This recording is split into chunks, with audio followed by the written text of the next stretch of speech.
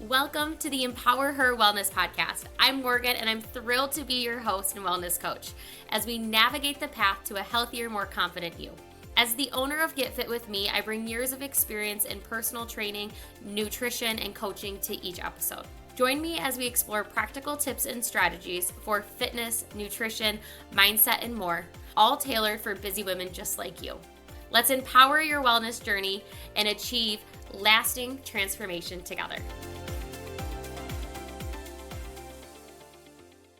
Hello, everyone. Welcome to the EmpowerHer Wellness podcast. I'm your host and coach, Morgan Ekovich. And here in this podcast, we are here to empower women in all things health, fitness, mindset, all things, including hormones. And today we have a very special guest, and I'm super excited. So, this is her first episode with us, but after we've done some talking on the back end, we're going to have her on for a few more episodes because hormones is such a broad topic and we cannot cover everything. And I get so many questions from each of you about this. So, I am super excited to introduce Dr. Elena Alawa. She is an osteopathic board certified internalist and a bioidentical hormone replacement therapy and functional medicine certified practitioner. Holy moly, that is a mouthful. Tell us, how did you get all that? Why did you decide to go into this type of medicine? Because it's something so specific. Hi, Morgan. Hello, everyone. I'm very excited to be here with you, especially today. It's a beautiful fall day, so we could have recorded this outside, but I'm excited to be here. So my journey started approximately 7 to 8, more like 8, 9 years ago with my personal transition through perimenopause. It was after the birth of my third child when my hormones plummeted. I had symptoms, especially the most bothersome ones were frontal headaches, loss transient, thankfully, transient loss of vision.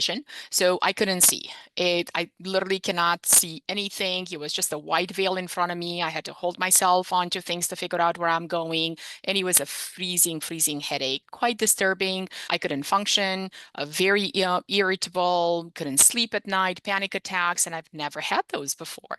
So I couldn't relate. I couldn't understand. I was understanding what others were going through. And because now I was going through, and the workup that I had just came back empty-handed. Thankfully, normal, using quotation marks, normal, right? So there was nothing to jump out of the box, but nonetheless, I did not experience resolution. So this is what convinced me, or motivated me, I should say, to switch gear, switch my niche, educate myself about what hormones are and what they do to us, especially women, as we transition into menopause, why I was having those symptoms and how I could fix them. And that's what helped me transition from the more conventional medical realm. I still keep that at core because anatomy, physiology, they don't change. But I explore the other pathways, functional medicine, to look at the root causes of symptoms instead of just applying a prescription treatment for every single symptom. Because many times the list of 20-25 symptoms literally can be funneled down to one diagnosis. So instead of treating 20 different symptoms, then you can treat the root cause and then niched further into bioidentical hormone replacement therapy. So here I am. I love that. And I love that this stemmed from something that you went through and it came back normal. And I think we talked about this on an episode with Andrea Hurst, which I know you've just done a workshop with recently, that And I have another one advocating, upcoming. which is awesome. And Yes. Elena does a ton of workshops, and we'll get all her information in the show notes. So if we talk about anything, all of that information we will put in the show notes. So you can go and you can join her workshops. If you're local, join them in person, or you can join them online because I know you do a little bit of both. But we talked about advocating for yourself when things come back, quote, normal. For somebody, let's start from the beginning. From somebody who's thinking, I think I have some hormonal imbalances, but it's coming back normal, what would be their first step to be like, something doesn't feel right? Where do I go? My doctor's telling me it's normal, but I truly believe there's something deeper That's a loaded question. And I there. wish we had 2 days to talk about it. So I will try to simmer it down. When you have symptoms, believe in yourself that what you're experiencing is something new. It's not a pattern, and you're not deficient in some sort of prescription medication. So there's something going on in the background, get evaluated. Now, depending on what kind of labs were done, what kind of techniques were used to figure out what it is in the background, when it comes to hormonal testing, especially when women are still cycling, so they're still having that menstrual period, it matters when you do a test and which test you do. So it depends on whether you have irregular periods, whether your cycle is anywhere between 26 to maybe 40 plus days, because if you do a random testing, it may not give you the meaningful and useful information that you're trying to seek. Reaching out to a physician who understands functional medicine, who understands the role of hormones in our body, and treatment with bioidentical hormones would be key. Most primary care physicians and gynecologists, they lack that training, which I did as an internal medicine physician. I also lacked this kind of treatment. So I'm not trying to single them out or say anything against them. I'm trying to be devil's advocate here. In our medical training and even through our respective residencies, we did not have this kind of training. Kind of like in medicine, you do not receive any kind of training in nutrition. And if you choose to do 1 month rotation, that's really optional. So there's a lot of loopholes in medical treatment that are not specifically addressing perimenopause, menopause. Yes, hormonal fluctuations are normal, but the symptoms are life-altering. While you can say that something is common, it doesn't mean that is normal. So we need to make that distinction and not go with just an optimal level.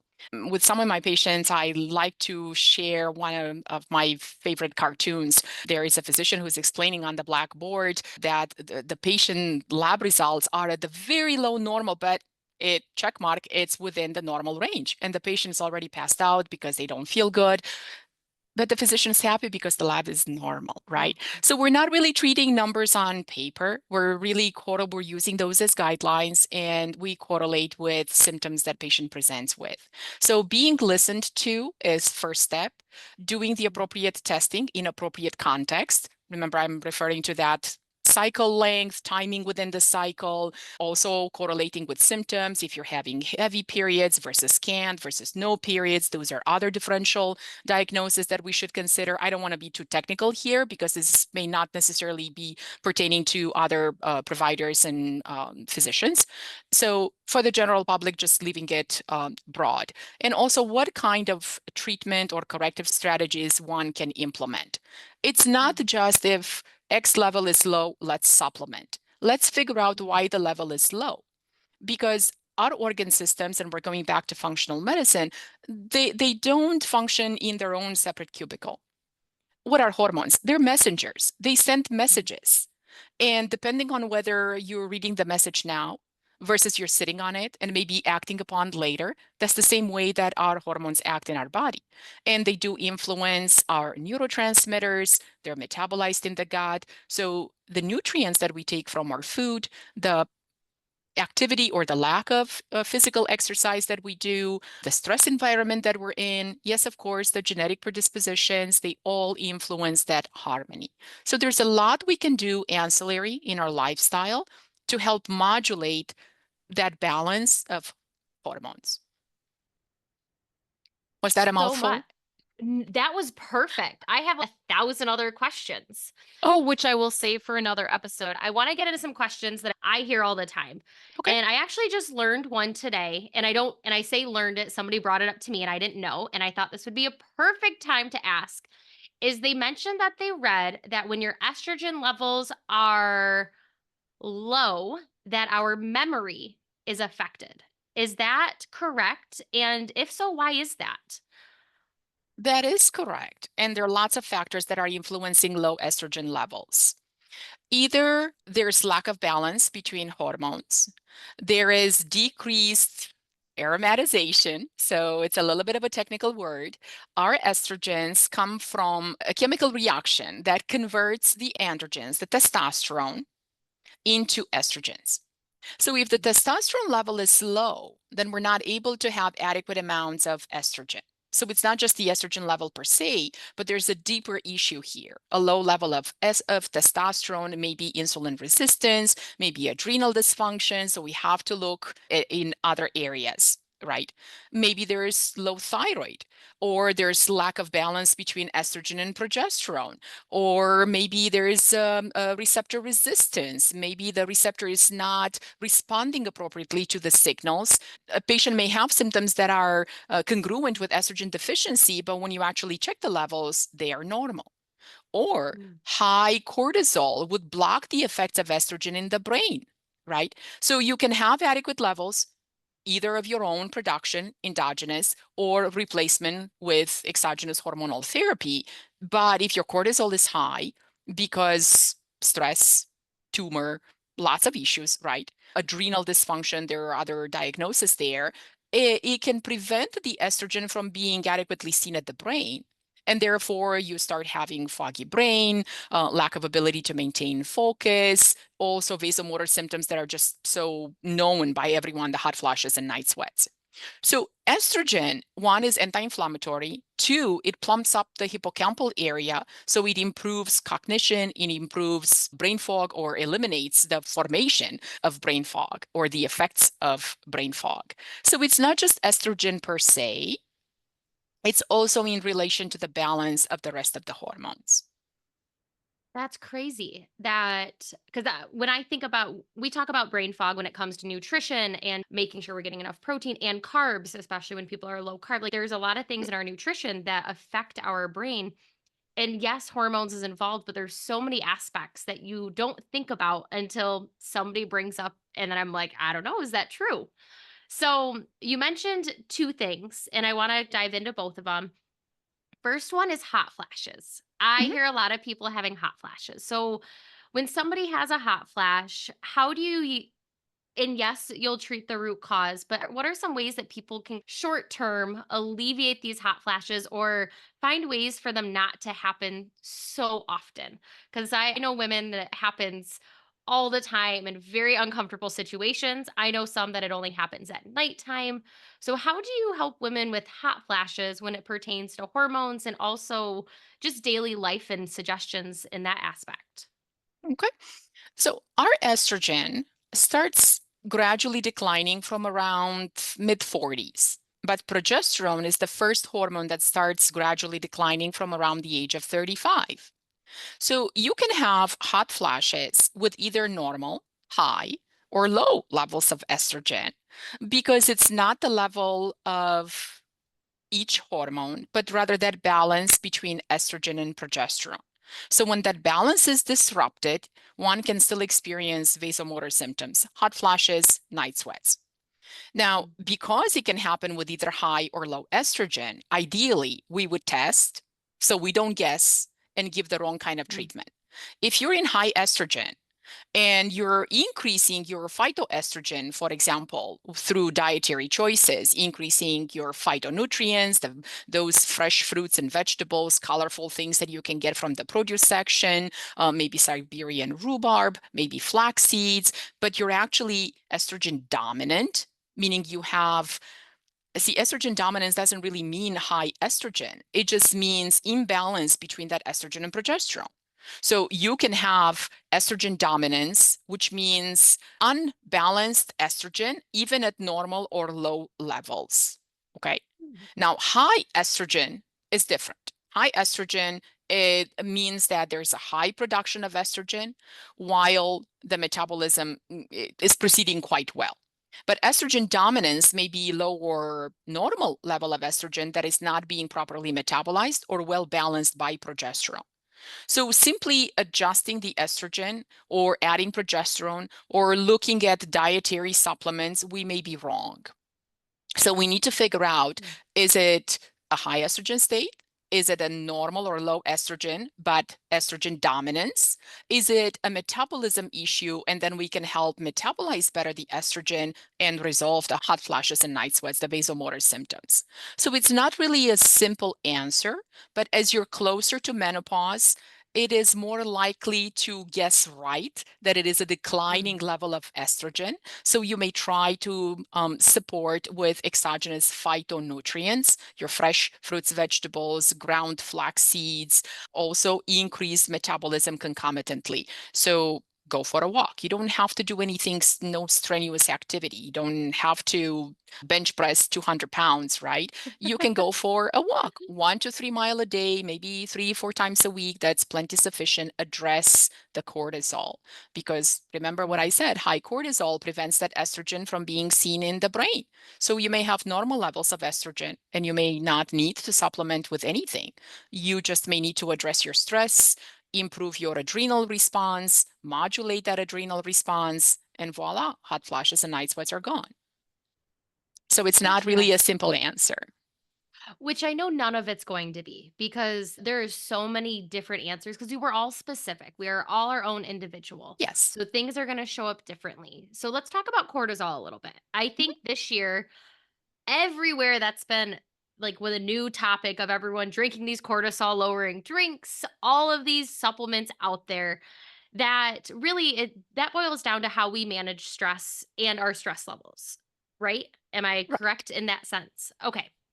So, can we test our cortisol levels at any point? So, somebody who may be concerned that those levels are high, can they test those at any point, or do they have to be at certain times, like we said with during our cycle? So, is there a specific time of the month that we should test it versus we shouldn't? Or is cortisol one that you get the same answer no matter the time of the month? You will get a different answer at different times of the month simply because of the external stress environment that you're exposed to, and also your ability or your ways of responding to stress.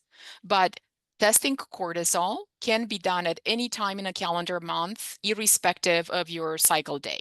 So if you're on your period or if you're in the luteal phase or follicular phase of your cycle, it doesn't matter. You don't have to pay attention to it. But it needs to be a saliva cortisol test, and you need to follow a diurnal cortisol. So response in cortisol release in response to day and light changes, but also your stress environment. So it's super simple. You do a saliva test, you have 4 vials, you collect saliva on a given day at 4 different intervals, you send it back to the lab. It's done in the comfort and the privacy of your home. You don't have to go anywhere, you don't have to go to the lab. So it's discreet and it offers a huge amount of information. Now, I should stress the fact that that graph that we obtain will not necessarily be able to be a mirror image with a repeat test a week later or even 2 days later. Okay, because it depends on the environmental stress that you're exposed to. If you have a deadline, if you have a family situation, I don't know if there's animosity at work, things like that are going to increase your cortisol response or not if there's an adrenal deficiency, but likely a higher cortisol than normal. So you cannot assume and throw a blanket statement and say that you have hypercortisolism because we test it now, and therefore you must have a tumor. You have to correlate with the symptoms and see if these symptoms are progressive, they're staying the same, or this is just a one time. And we happened to catch a high cortisol because of XYZ social type of situation, right? I certainly do not recommend supplementing with whatever it's going on in the social media. I don't particularly follow that. So I'm not really sure what kind of drinks you're referring to. I like to test, so I don't guess. And then I implement the specific corrective treatment that is necessary for that individual patient. We're all different. We all have different medical history, different environment, different genetics. Everything is going to be different. So to apply the same cookie cut recipe to everyone based on what's trending on social media, I think it's a huge fallacy. And we may be increasing cortisol levels when they're already high, and it's absolutely avoidable. And I love hearing you say that, because it sometimes the person who's an expert in that area is who people need to hear that from, because there's always those fads, those trends. There's always supplements out there, and supplements are not tested. They're not always third party tested. So it's important to know what we're putting in our body. When it comes, let's stay on stress for one more time. You mentioned walking. What other alternatives for stress management do you suggest to your clients? Because we all deal with stress in different ways, but what have you found to be the most effective for your clients for stress management? Everybody is different. Mm-hmm. So some people may implement journaling. Others may write gratitude notes. Others may do meditation. Others may go for a walk, grounding. If the stress is high, maybe a vagal nerve stimulator technique or a device that may help lower the cortisol without necessarily taking any additional supplements. Maybe prioritizing, trying to be in the present as opposed to constantly planning for the future. Just enjoy the present. The future will come if we're alive, but otherwise just enjoy the present. And try to narrow down that to-do list to maybe 5 points that you realistically know that you're going to be able to tackle today without increasing your stress level. And delegate. If you are able to, especially at home, involve the family members. Yes, you can do it all. Absolutely. And we women wear our stress as a badge of honor, right? But it shouldn't be like this, because while we could do everything inefficiently, at the end of the day or at the end of the week or the year or the decade, we are going to crash. And that can be avoidable by involving everybody and giving them a sense of purpose as well, while it's lowering your list of responsibilities and keeping you somewhat in the zen.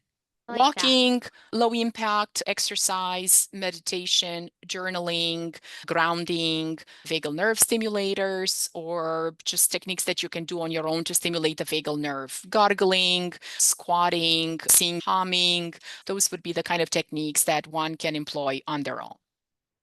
That's awesome. Because in this podcast and anything we do, we can learn all day long, but sometimes being able to implement or try something that we learn that we know, could we see a benefit? Could we not? Is what I always encourage people to do of, okay, next time you're stressed, go for a walk. Next time you're stressed, journal something. Take some of these tips and implement them. Functional medicine. When we think about functional medicine, how do you explain functional medicine to people? Because we could look it up in the dictionary, but when clients come to you or patients come to you, I should say, and they're looking for a functional medicine doctor, what are they looking for in you as a functional medicine doctor? Functional medicine goes to the core of your symptoms. What is it that may be causing these 20, 50 symptoms that you're presenting with? It doesn't mean that you have 50 different conditions. If you're trained well, then you should be able to pick up some patterns that this could be suggestive of this or that or the other thing, or it could reflect an overlap of these symptoms, but going back to this very short differential diagnosis. So now taking that and putting it into the hormone aspect. So I'll use myself as example. So Mhm. I'm somebody, I take hormonal birth control and I start to notice, and you hear so much out there about you shouldn't have hormonal birth control, but so many years have passed that so many people do it. So what could somebody that's in my position start to do to help if they're not ready to go off of it, but can they start to do to help make sure that they're in control of their hormones? You're not really able to be in control, but you can mitigate the side effects if at all possible. One can try, and ultimately, if the side effects are just not compatible with the quality of life that you would like to lead, or it produces symptoms that you know that you didn't have before, and it's impacting your quality of life, then maybe that person could consider an alternative path for contraception. For some, contraception is a very controversial topic, Mhm. especially these days with everything that's going on sociopolitically. We're not going to go into that aspect, but Mhm. suffice it to say that contraception is a personal choice and a personal solution. And what worked for you or your friend may not work for your next friend or your neighbor. Just because someone put something on social media that this worked for me, don't just automatically go and do it. Do your research, figure out what the side effects may be, what the benefits may be, discuss with your physician, and then you make a decision. Just don't feel obligated or encouraged or forced by a physician or any medical provider to go on something that they recommend. Ultimately, it's just a recommendation. So do your research in the background, give it a try. If it's really not compatible with good quality of life, then consider something else. But contraception, when it comes to oral contraception, it provides chemicals, not hormones. that are impacting and preventing your own hormones from attaching on those receptors and exerting those beneficial symptoms. An oral contraceptive contains progestin, and that is, people who know me, I always call it a progesterone wannabe that will never be, because it has exactly the opposite effect of progesterone. We prevent ovulation, and we need to have ovulation in order to have progesterone production. No ovulation, no progesterone from the ovaries. And if your adrenals are in shambles, then you're also missing on that average of 40% progesterone production. That impacts the way the rest of the hormones are regulated and balanced with respect to each other. It can have a negative effect on the androgens, but androgens are there not just for your sex life. Yes, it supports your libido, but it also supports vaginal lubrication, mental mood stability, motivation. It helps the heart. Testosterone, the highest number of testosterone receptors are in the heart. Progesterone, the highest number of progesterone receptors are found in the brain, and they help modulate certain receptors to help prevent depression, anxiety. So if we're not having the effects of our natural hormones because they're blocked by certain chemicals, we are going to have respective side effects that will subsequently be addressed by adding an antidepressant, an anxiolytic, a sedative. The person will have anxiety, irritability, tearfulness, not be able to sleep, insomnia, low libido. And then we treat each separate symptom with an additional script, when in fact, we are providing blockage to the effects of our natural hormones through that contraceptive. But we each have a choice, and nobody should feel judged for their choice. Contraception has a place. Okay. There are other options. Not sure if it is the place. I do have a webinar with respect to IUDs, which is the least of evils, the copper or the marina.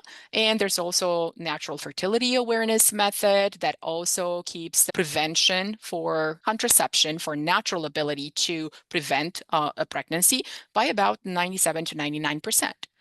But you need to be in tune with your cycle. You need to understand what happens at certain times of the month, what kind of signs to look to evaluate and figure out when you're about to ovulate. A woman is not fertile for the entire length of her cycle. She's only fertile for 6 days of the month. But that fertility period differs for everyone, especially when the cycles are irregular.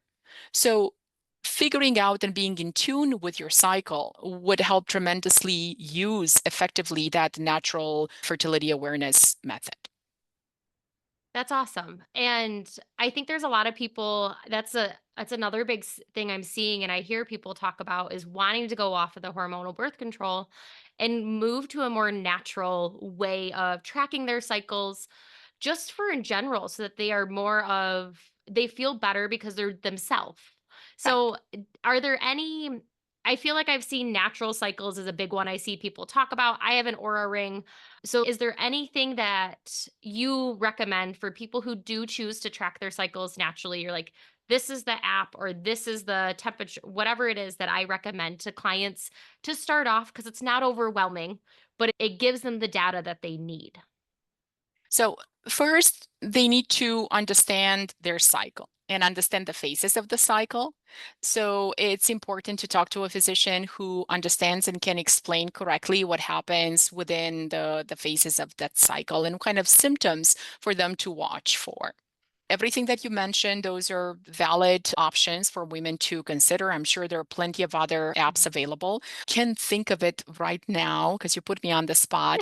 But Katie Crick, she has an app that is designed by women for women that helps them keep track of their menses. And since you put me on the spot now, I really cannot remember the name of the app. But there's so many apps up there to help you track. Now, if you're technology oriented, you can certainly use that. If not, you can just put it on your regular phone. Like me, I'm really ancient and old school. I can set up on my calendar, this is my first day of the cycle. If it's regular, I know when the next one is. I'm on hormonal therapy, so I mark the timing, excuse me, for when I start my hormonal therapy. That could be the case for some of the patients that are on hormonal therapy, but otherwise, if they're not, What symptoms to watch for? Basal body temperature, cervical mucus changes, orientation of the cervix. Those are kind of things that you can watch for, and also implement LH testing that kind of predict within 12 to 24 hours if the woman is about to ovulate.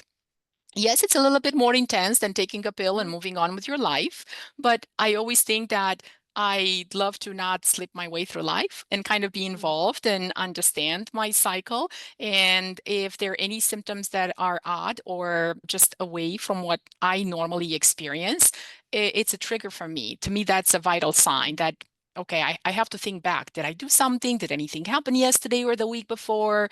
Was there travel involved? Maybe jet lag, maybe more stress with respect to that, a deadline, an exam, whatever, right? Kids' activities and things like that that we are involved in. So all of those could be changing the presentation of a cycle. And ovulation may be pushed further. So it's important to know those symptoms. I have a quick downloadable, it's not app, it's more like an ebook, natural fertility method on my website, and it explains all of that. So it tells women exactly what signs and symptoms to watch for and to implement and figure out their fertile days on a particular cycle. When your cycles are regular, 28 to 30 days, there's a higher predictability as to when you will ovulate. But again, we have to bring in the stress factor, which is hugely going to skew things a little bit.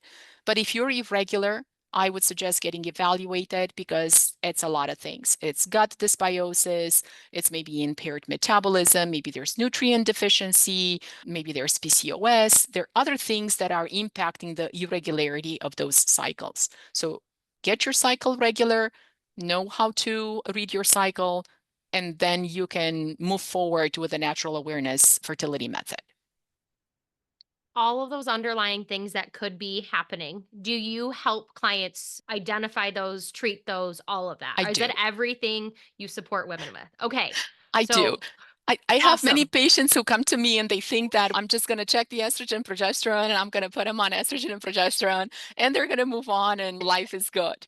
But unfortunately, I can't just narrow my treatment or my investigation to those levels because those levels and our ability to metabolize them properly depends on so many ancillary things. So I have to look at everything. I love that. And I think there's so many questions out there around hormones, around what we eat, on how we sleep, and all of this. I've got a few more questions here before we wrap up is what can you recommend as specific tests or health checkups that women should ask their doctor for on a regular basis to make sure they're getting a clearer picture of their hormones and their overall health? Because I guess you specialize in hormones, but you also are so holistic in the whole health approach that what should we be asking for to advocate for ourselves that just maybe isn't happening because we're not asking? What should we ask for? I think there are two aspects here. Maybe you don't know what to ask for, but maybe the physicians don't know how to interpret those things, even if you're asking and testing for it. Remember at the beginning of our podcast, I said that the time in your cycle when you test the hormones is also important. And I have many patients who come in from their gynecologist with some random levels of hormones. And I have no idea how to interpret them because I don't know if it's truly low or it's low because it is congruent with the time of the cycle. So when I ask them, well, what day of your cycle did you have this tested? I don't know. That matters. And I'm not faulting the patient. I'm not saying this to fault the patient. I'm trying to say that the time of the cycle that you test makes a huge difference because a low level may not necessarily be a negative thing, maybe just normal for that time of the cycle. Versus if it's high, it may be in the mid luteal phase and it's expected to be high and normal. So depending on when you test, you can use that information forward. Now, you can do a random test for a menopausal woman who's not on hormonal therapy on any calendar day, and that's perfectly fine. So that's when things get easy. But when our estrogen is erratic in perimenopause, that can change from 1 month to the next. So knowing when to test and how to use that information is key to successful treatment. So what should you be asking for? saliva adrenal cortisol response. That is so important because it regulates and affects how our thyroid is able to convey the messages, or maybe blocked because of high cortisol levels. Complete thyroid panel in the serum, blood work, right? It's not just TSH. TSH is not a thyroid hormone. It's a messenger produced by the pituitary with the idea of influencing the thyroid to coerce it to create thyroid hormones. So if the TSH is high or low by itself, it means nothing if I don't have the rest of the information. Maybe the person is on iodine therapy, for example, and just started like 2 weeks ago. So TSH is expected to be higher, but I need to see a previous. I need to see a trend. Is there an uptrend? Stays the same, it's plateau, or is it lower than what it was before? So by itself, the lever means nothing, and it needs to be correlated with the rest of the panel. So free T4, free T3, thyroid antibodies in particular context, but especially reverse T3, and all the rest of the vitamins and minerals that are necessary in the production of these thyroid hormones. Because if we look at just T4 is low and T3 is low, so let's just supplement with NP thyroid. But maybe if we improve absorption, because maybe there's a gut issue, there's a malabsorption, right? You're taking 10 supplements, but you're only absorbing half of one. You're not going to support the thyroid hormone production. So maybe instead of jumping to support with exogenous thyroid script, maybe we could fix the gut issue, improve the absorption, give the person the appropriate nutrients to help them make on their own thyroid hormone, and then see if there's an effect of the adrenals. And sex hormone testing in context, whether menopausal, any calendar day, or cycling, depending on times of the day. If it's a 28 to 30 day cycle, preferably to do a day 19 to 21. If it's irregular, that's the difficult task. Try to figure out why is irregular, maybe use LH strips, try to figure out if there is ovulation to help with testing. Got it. Okay. A lot of the general tests that we have, we have to dig deeper, is what I'm hearing. Is the Right. general blood work or the general testing we get done doesn't really show the whole picture.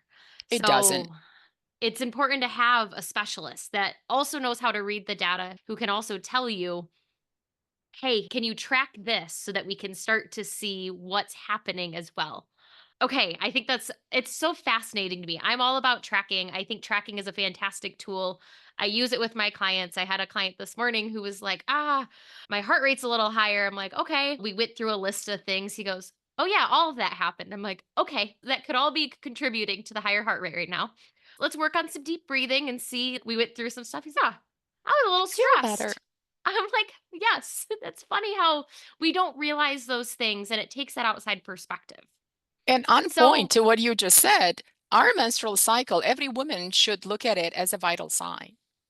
So mm, just like we look at the heart rate, at the blood pressure, at the blood sugar level, right, respiratory rate, the presentation of our cycle and our menstrual period gives huge information as to the possible dysfunction that's brewing underneath. mm, So look at it as a vital sign, but be motivated to understand why it is that you're presenting with cramps and migraines and headaches, and you're about to chew people's head off just prior to your period, or maybe during, or you're not able to sleep, or you're tearful and you're depressed and you feel like, okay, tomorrow I'm done with this, but then 2 days later you feel better and you bounce back and forth with those mood swings. How is your period? Is it 7 days? Is it heavy? Do you change a tampon or a pad or a menstrual cup every 1 to 2 hours? That's not normal. mhm. That's good to know because I Right. think it's so hard to know what's normal and what's not normal. And because you'll find somebody else that has the same symptoms of you, and we'll tell ourselves, oh, it's normal. Somebody else is also I going know. through it. And a lot of times we get caught up in it just being that annoying thing that comes every month and Right. not like looking at it as our vitals. And we just think of it differently. So I think reframing the way we think of how it comes and when it comes each month and being more in tuned in it and tracking that. So do you also track that on your calendar as well? Or do you keep that like in a notes section in your phone when you do it manually like that? And how much notes is too much? Because I feel It, like you could spend all day tracking all the things and then be stressed that all these other things aren't happening. So, what is usually a happy medium if they were to track two things that you would need? Is it how much or how frequently you're changing something? Is it a mood swing? If they were to track 2 or 3 things to get started, what would be those 2 or 3 things that you would typically recommend? And yes, I know it's specific per person, but that you would say, start here and we will change as we start to see data. Sure. How much or how little you do in tracking your cycle is, again, an individual thing. Some people just want to throw one sentence there and that's it. And others are keeping track with great detail.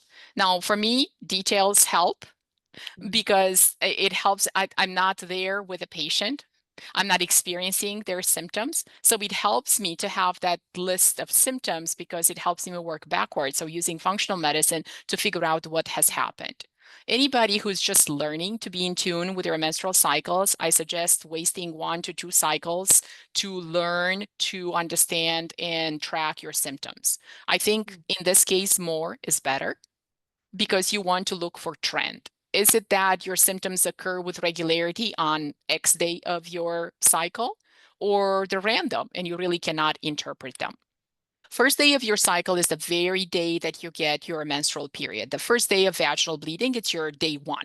Mark that as day 1. And then when your period ends, when there's no longer any more scant or light discharge, that would be the end of your period. So write that down, menstrual period, 5 days. Then look at flow. Is your flow heavy, where you have to change a pad, a tampon, a menstrual cup or disc, whatever you're using, every hour or 2? That's heavy. I have patients who cannot leave the house because it's so heavy. They bleed through and it's embarrassing and it's increasing fatigue and stress and everything that comes with it. That's heavy for sure, right? Do you see any clots when you change that menstrual cup? When you go to the bathroom, do you see any clots per se, right? Or if you use a pad, do you see actual clots that are there? That's also not normal. That kind of suggests estrogen dominance. And the degree of your flow, does it stay the same throughout the entire menstrual period? Or is it heavy the first or the second day? No clots, heavy. Maybe you change a pad every 5, 6 hours. That's okay, that's moderate flow. Or you change it every 2 to 2 hours, every 2 to 4 hours, and it stays heavy for the entire duration. So that also matters, right? Are there any premenstrual symptoms? And it could be a huge list. It could be increased irritability, depression, anxiety, pelvic cramping, just not feeling good, being more tired, headaches, migraines, bloating, weight gain, water retention. That kind of tells me progesterone is not adequate, but also magnesium may not be adequate. Or maybe you have a pelvic congestion. So you need a pelvic massage therapy and you need a lymphatic drainage, things to move things along. Or maybe your estrogen is not really well metabolized. So your symptoms are telling me indirectly, those are vital signs for me. They tell me indirectly what may be going on in your cycle. Now, if you tell me that this is the only cycle that you experience it and you cannot reproduce it in the next cycle, that's why I'm saying pay attention for trend across 2 consecutive cycles. It may have been because of stress. Or maybe you're 49, you're about to enter menopause and you have that erratic estrogen. And maybe you just produced a burst more than what you have so far in previous cycles. And therefore, we're not able to reproduce those symptoms with the next cycle. So Awesome. more is more. More is better. More is The more better you can in the provide to beginning. you, the better. Yes. Right. Okay. Because we want to start to see these trends. We want to see what is regular and normal for that individual. Doesn't mean it's Exactly. normal and regular for everybody, but for that individual, what is normal?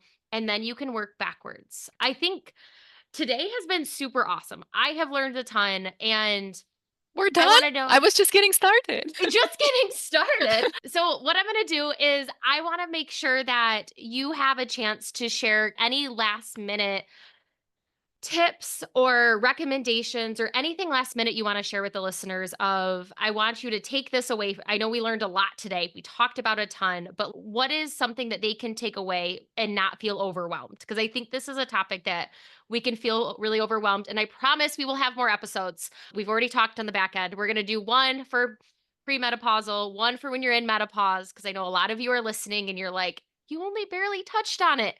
We are going to do one specifically for that. This was more of just the general. Any specific questions, you can send them directly to me. My email is going to be in the show notes. Send them me a Facebook message so I can grab those questions directly from you and provide them and we can get them answered on our next recording.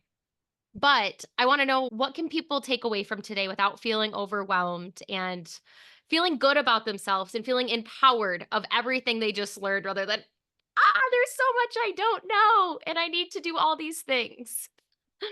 So there are three things, and it's so difficult for me to summary down in one sentence, but I will be very quick.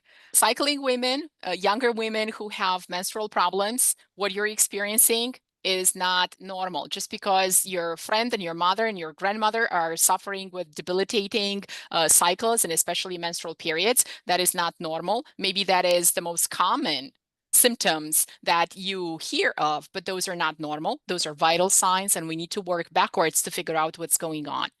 For the middle section, age-wise, for women, perimenopause, fluctuating levels of estrogen is going to create horrible symptoms. Some cycles may be good, and some cycles may be either at the top of the hill or at the bottom of the valley. So get evaluated. There are lots of choices and corrective treatments. So really, I always say suffering is optional because there's so much to do that we can correct them.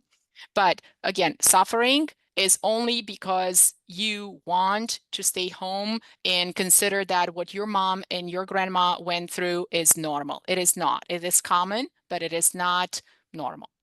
Third category is menopause. When you have low levels of hormones, you're going to have a plethora of symptoms.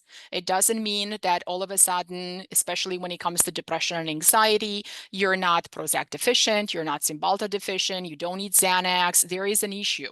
So get tested, get evaluated, be seen. Those could be symptoms of hormonal imbalance, and you may need support with hormonal therapy so you can transition and move forward in menopause smoothly. Remember that our life expectancy is 85. So if you become menopausal at 50, you're spending 35 years in misery when you could increase your quality of life with hormonal therapy, normalizing those hormone levels and eliminating the symptoms without going to prescription medications for this and that particular symptom.